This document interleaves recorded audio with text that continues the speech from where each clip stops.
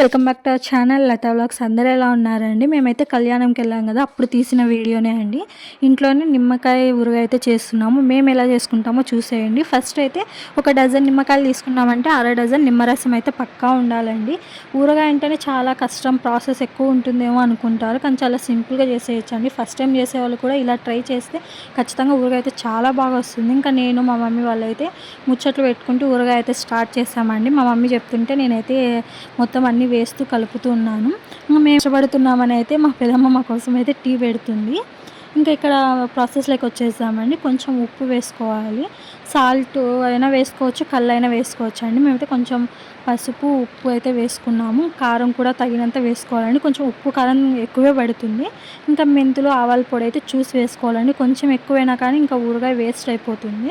ఇదంతా బాగా మిక్స్ అయ్యాక మనం ముందుగా తీసుకున్న నిమ్మరసం అయితే వేసి బాగా కలుపుకోవాలండి. ఇంకా కలిపేసాక ఒక 3 days అయితే పక్కన పెట్టాలి, ఎవరు తగలకూడదు.